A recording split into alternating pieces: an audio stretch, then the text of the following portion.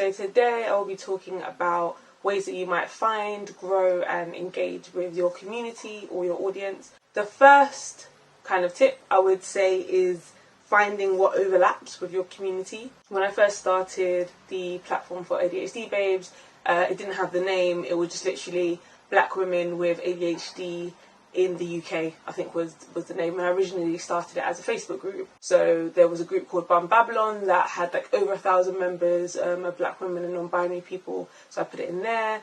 I looked on the kind of US sites that has some groups for black women and black femmes and other just ADHD kind of platforms. So the kind of intersection of being black, of being a woman, and also having ADHD or being neurodiverse, I kind of looked at different platforms that might include people that fit the community. So I would say have a think about where people within your community might intersect and go to spaces that are already existing for them, so you can kind of reach out, and that already kind of starts the collaborative thinking and working. I would say networking as the second tip, so kind of reaching out to those people who might be organising these spaces, or if you're going to events that are kind of specifically for people of your community or where there might be overlaps. So trying to network and get involved in the spaces that are creating kind of safe platforms for people within your community, trying to get your face known and seen, so it doesn't feel very foreign,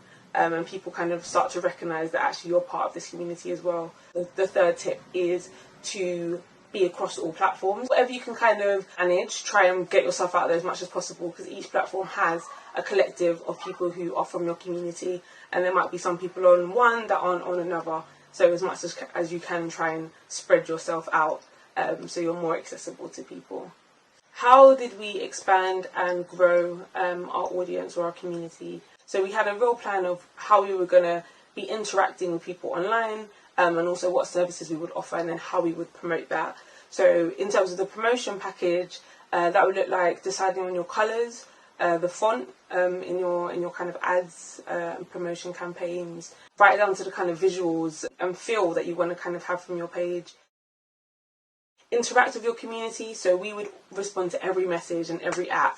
Sometimes, not straight away. Everybody on the team has ADHD, so, we're managing the best we can, but we always respond to every message that's in a personalised manner. And we also engage with people who are just generally tweeting or dropping messages or posting pictures.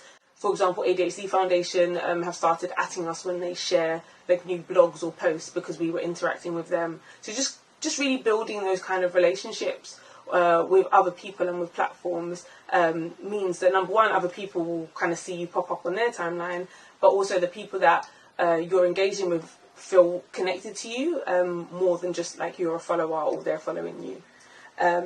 As well as that, being shared by our members was really useful. We would post our events or our support groups on a regular basis. We would also just post like random things, whether it's like something that's funny or something that's informative, something that's engaging, but it's always something that's relevant to our community. You will never please everybody. So what's really important is setting some core values, some core principles, and a really clear and robust mission statement for your organisation and the direction you're heading in. Because once you kind of have that core, it kind of sets the trajectory for where you're heading, how you're gonna, how you're gonna engage with people, kind of events and interactions you're gonna have, and the whole process around what you do. Like having that really clear why really informs the how. So really tighten that up as much as possible. And it's not to say that that's not going to adapt and change over time, but it's really good to start where you are and to be super clear. Always be open to feedback, always be open to criticism. Try not to take criticism personally, but to just see, even if it does come across in ways that feels like it is criticism, try and take out what the message is behind that, and see if that can be applied, or if it can't, not everything is applicable, and that's okay. But I think always being open and willing to be wrong makes room for us to be better.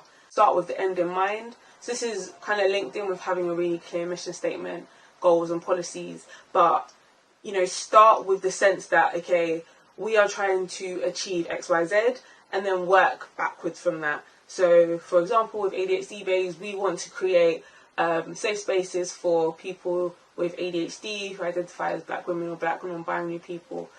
We want to give tools for them to live a life of high quality that they define for themselves. So then working backwards, what does that mean? Okay, that means we need to create spaces for them where they do feel safe. Okay, how do we do that? Let's create a support group. Okay, we need tools. Okay, how do we do that? Right, let's organise a study skills session or a student support session so they can learn about how to study with ADHD. Set some SMART goals. S is for specific, M is for measurable, A is for achievable or attainable, R is for realistic, and T is for time specific. Having SMART goals really helps me in terms of honing down.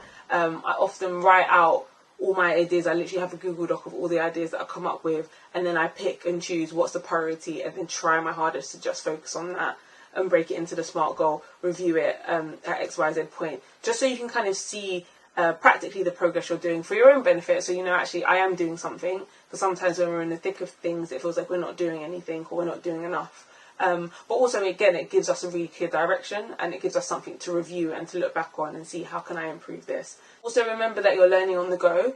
No one is born an expert. Like, you only learn by the doing and by the trying and by the, oops, that was not that great. Oops, this was amazing. I don't know how I did that. I need to review it. So all the kind of goods and bads of the experiences are all part of how we grow and how we become better at serving our communities. Some things that I found challenging. Number one, running an organisation is time consuming.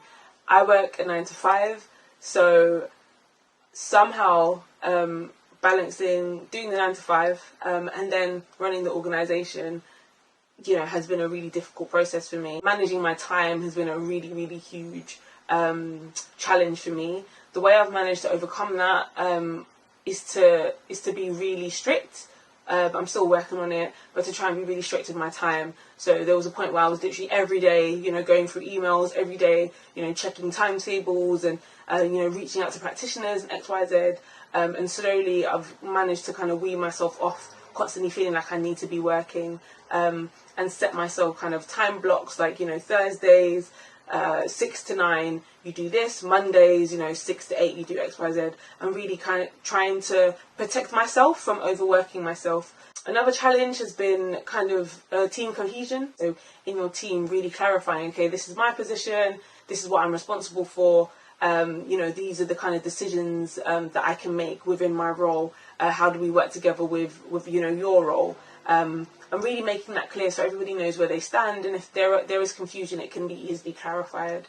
In terms of kind of managing when there's conflicting opinions or points of views, I think going back to that kind of mission statement and having it embedded in there, when actually, you know, this is the route. So when we might think differently about things, we kind of refer back to the mission statement. This is what our decision is going to be based on. Care for yourself within the work that you do. If you don't care for yourself, you can't care for the community, so it doesn't actually work out in the long run. So yeah, really, really create and carve out a really safe self-care plan for yourself within the work that you do. Give yourself breaks when you need to, and also, you know, lean into the team. If you've got the finances for it, I would say employ a psychologist who can hold like a reflective space for you and your team to kind of talk about some of the difficulties that might occur when working in your communities. Or if you can't, then yeah, hold it with each other, you know, have those open conversations. How has it been? And if you don't feel comfortable as a team, then do it in your own spaces, you know, journal, or if you're more of a creative kind of drawy type, draw it out, but just find ways to let it out, whether it's with physical exercise, meditation, yoga, you know, walks in nature, whatever you need. I think be intentional about creating space to offload, because often people who go into these kind of fields are caring and empathetic people, and we forget to offer that same care and compassion to ourselves. So yeah, please make it a priority and believe in your craft, believe in where you're heading and what you're trying to do. Put in the work and the results will definitely follow. Thanks for listening and good luck.